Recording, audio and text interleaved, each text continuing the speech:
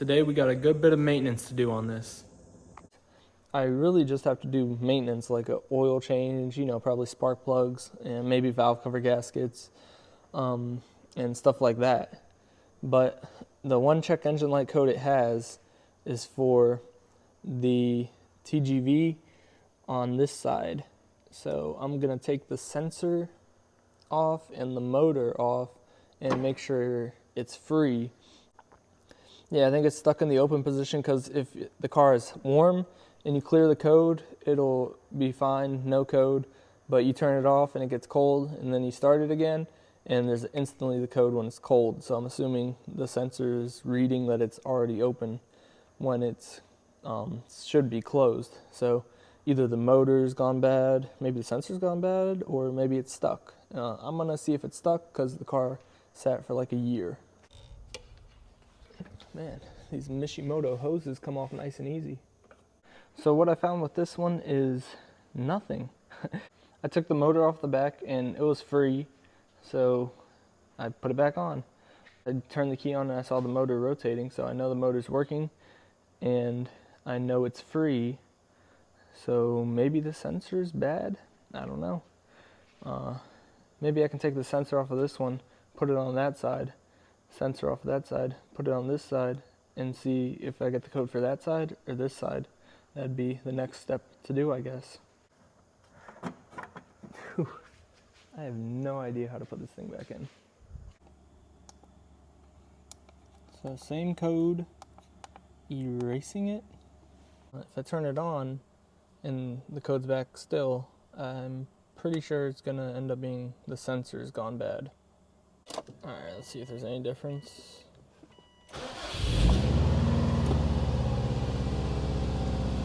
No, came right back.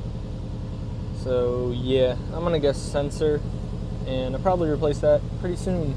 But in the meantime, we got money to collect and an interior to clean. I have to pause working on this.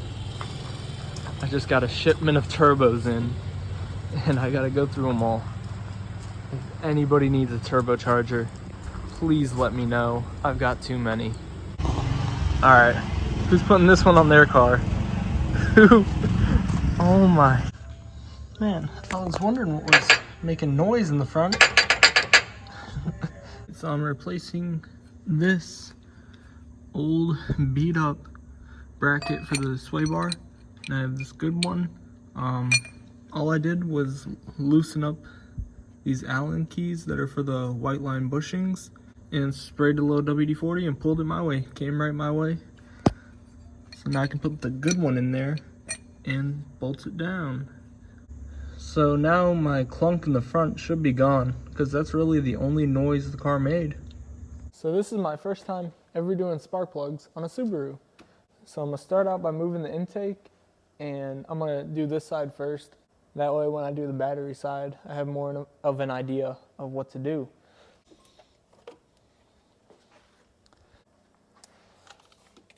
That's not gonna fit. Oh boy. Both coil packs are out. Now I got sockets and 2 extensions. I'll see if I need more once I'm in there. Oh God. I think I've already made a catastrophe of a mistake. I need my magnet.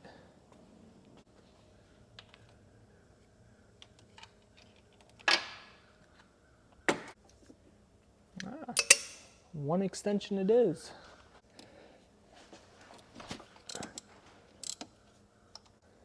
Plug's coming out easy, nice. They look pretty good. I'm happy with that. No oil on them or nothing. Nice. Let's check the gap. Good gap on them. Good gap on them. This is the plug I'm going to go in with. A BKR7 EIX. I'm just going to put some anti-seize on the threads so you never have to worry about it.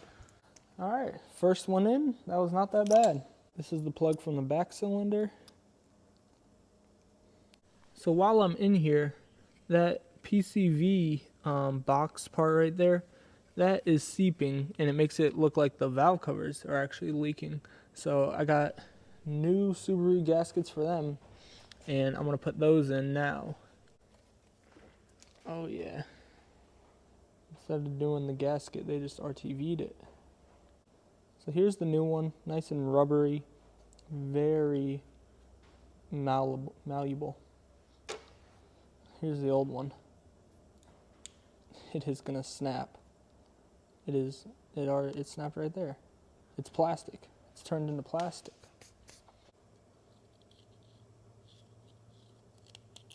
Yuck.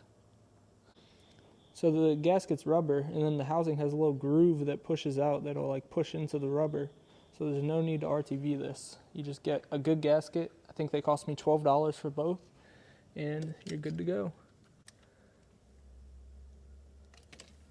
That's it. No more oil leak. It's looking the same on this side as it was on the other side. This is what it takes to get the coil packs out. And here we have plug number 3, which is the front cylinder right here. Looks pretty good. And the final plug,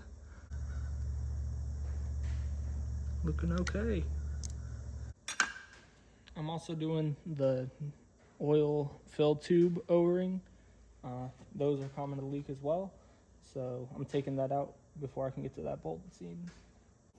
Here's the oil fill tube, and you can see they have all RTV all over that. So instead of putting a new O-ring in there, they just tried to RTV it, which is ridiculous. New O-ring was $10 shipped to me, a Subaru one. So I'm gonna clean this up and put the new O-ring on and get the PCV out of there and clean that up and put the new gasket on. Yeah, so inside the engine looks extremely clean, which is good. You know, if they were doing longer oil change intervals and stuff on this, it would look a lot more brown in there, but I'm happy with that. This PCV side is done. I put a little zip tie right here just to make sure not a little bit doesn't come out and make a mess. Now just the oil fill tube. Here is the old O-ring, and it is plastic. It is dead.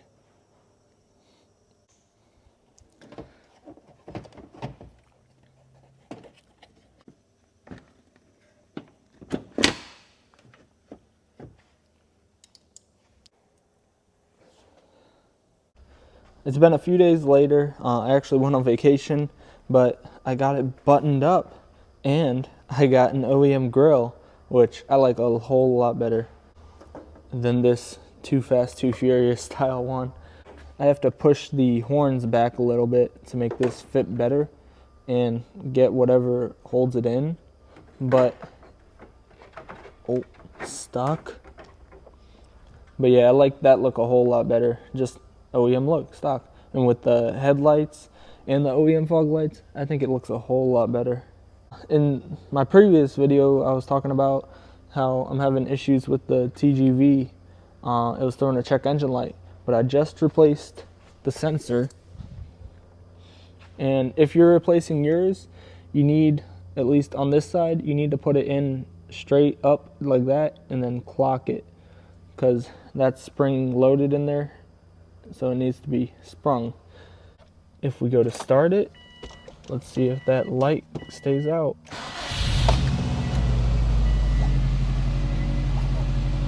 There we go. There we go.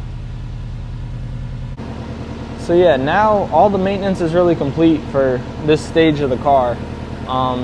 Once I do the intake and downpipe and everything, then I need to flash it back to stock or get a Pro Tune or something, and that'll be the next stage of the car. But for now, yeah, it's just ready to drive really. It's tuned for the intake, the setup it already has, but I just want it stock and reliable-ish. But yeah, no more oil leaks now, for now. And the only other thing I need to do really is like the drivetrain fluids, just to make sure those are all good. But yeah, it is good to go. So I'm gonna button it up and then I'm gonna take it for a spin and just see how it drives. Now, no check engine light or anything. I wanna make sure no other check engine lights are gonna come back on so I can get the emissions done.